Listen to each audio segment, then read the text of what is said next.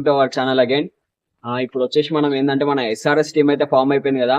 So next మన playing 11 ఏముంది, plus మన టోటల్ గా ఎంత మందిని అయితే కొనుక్కున్నారు, అండ్ ప్లస్ మన టోటల్ స్క్వాడ్ ఏదైతే మోస్ట్ గా మన ప్లేయింగ్ 11 అయితే సెట్ చేసేసుకుందాం. అండ్ ఎంత మందిని కొన్నారు, ఎంతమంది బౌలర్స్, ఎంతమంది ఆల్రౌండర్స్, ఎంతమంది వికెట్ కీపర్స్, ఎంతమంది బ్యాట్స్మెన్స్ మనకి మొత్తం ఎస్ఆర్హెచ్ లో ఉన్నారో తెలుసుకుందాం. సో ఇప్పుడైతే మొత్తం పెద్ద లిస్టే ప్రిపేర్ చేశాను మన టీం అంతా.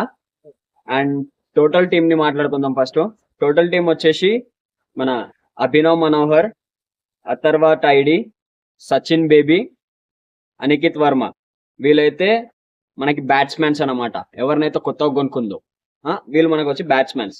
అండ్ ఇద్దరు కీపర్ని అయితే ఆల్రెడీ మనం క్లాస్ అయితే రిటర్న్ చేసుకున్నాం. అండ్ ఒక కీపర్ అయితే కొన్నాం, ఇషాంత్ కిషన్ ని కొన్నాం. ప్లస్ మనకి క్లాస్ ఉన్నారు, ఇద్దరు కీపర్స్ అయితే మన స్క్వాడ్ లో ఉన్నారు.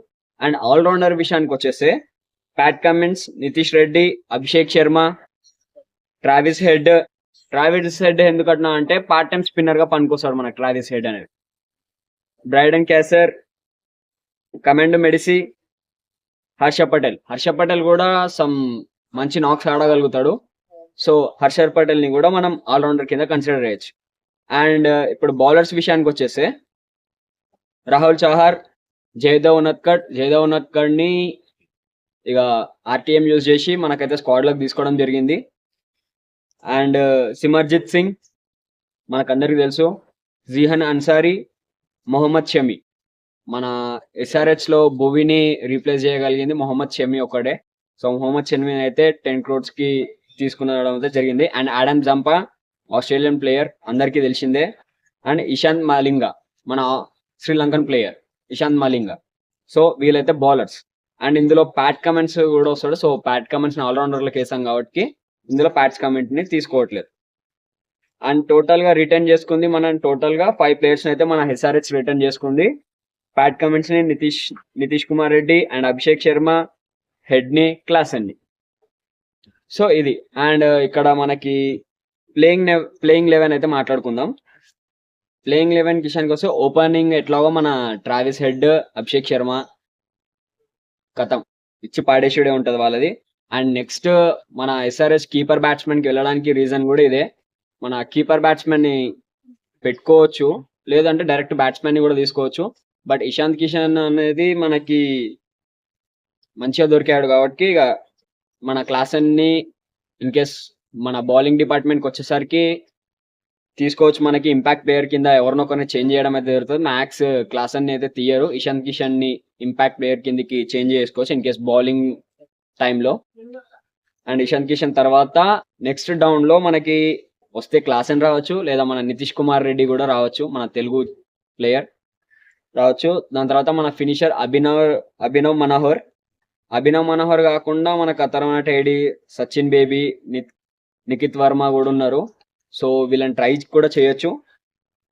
అండ్ సో ఇక బౌలింగ్ డిపార్ట్మెంట్ ఇక టాప్ ఆర్డర్ 6 members బ్యాట్స్మెన్స్ అనుకున్నాక bowling department in case batsmens already మనకి గట్టి బ్యాటింగ్ లైనప్ ఉంది కాబట్టి బౌలింగ్ డిపార్ట్మెంట్ వస్తే ప్యాట్ కమిన్స్ నెక్స్ట్ వచ్చేది. ప్యాట్ కమిన్స్ వచ్చేస్తారు, ఎందుకంటే ప్యాట్ కమిన్స్ కూడా ఆల్రౌండరే కాబట్టి.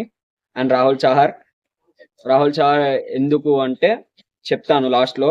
Jayadev Unadkat, Zampa and Shami. ఇంకా ఇంపాక్ట్ ప్లేయర్ కిందకి తీసుకుంటే మన ఇషాంత్ మలింగన్ అయితే తీసుకునే ఛాన్స్ ఉంది, ఎందుకంటే బౌలింగ్ కాబట్టి.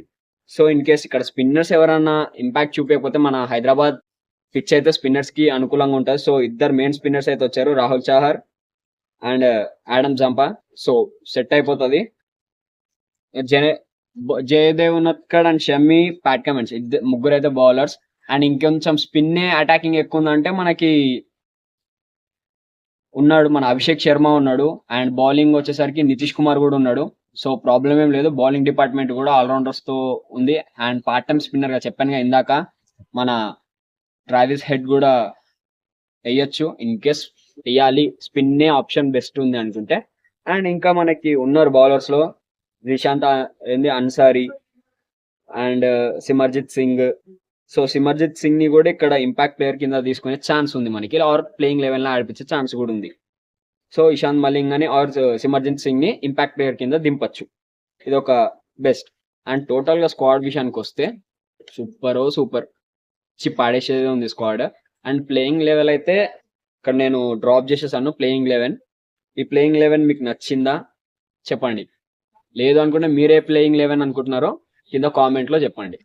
ఓకేనా, ఉంటాం అలా.